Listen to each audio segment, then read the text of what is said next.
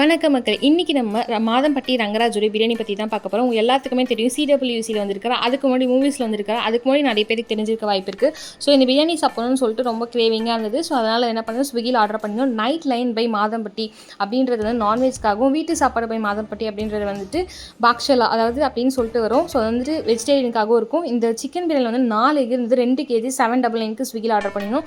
Offer போக 650 something வந்ததுன்னு நினைக்கிறேன். இந்த குவாலிட்டி சூப்பராக இருந்துங்க. அதை விட டேஸ்ட் வைஸ் சூப்பராக இருந்து நம்ம பாட்டிங்க நம்ம அம்மாங்களாம் அடுப்பில் செய்யும் போது ஒரு வாசனை டேஸ்ட் இருக்கும் பார்த்தீங்களா, மணல் மனம் மாறாத வாசனை அப்படின்னு சொல்லுவாங்க. ஸோ வந்து அந்த மாதிரி இருந்தது. அது மட்டும் இல்லாமல் தயிர் ஆயில், அதாவது தயிர் பச்சடி சான்ஸே எனக்கு ரொம்ப பிடிச்சிருந்தது. அது வந்து கன்சிஸ்டன்சி செம்ம திக்காக இருந்தது. குருமாவும் சூப்பராக இருந்தது. சில பிரியாணிலாம் நமக்கு சாப்பிடும் போது வந்துட்டு நெஞ்சு ஒரு மாதிரி எரிகிற மாதிரி இருக்கும். ஸோ அந்த மாதிரி எதுவுமே இல்லாமல் செம்ம பக்காவாக இருந்தது. நீங்கள் எப்போ வேணால் வந்து ட்ரை பண்ணி பாருங்கள். கண்டிப்பாக ரெக்கமெண்டட் தான். அவ்வளோ சூப்பராக இருந்தது. டேஸ்ட் வைஸ் செம்ம டேஸ்ட்டாக இருந்தது. ஸோ நன்றி. தேங்க்யூ. டாட்டா பாய் பாய். சப்போர்ட் பண்ணுங்கள், லைக் பண்ணுங்கள்.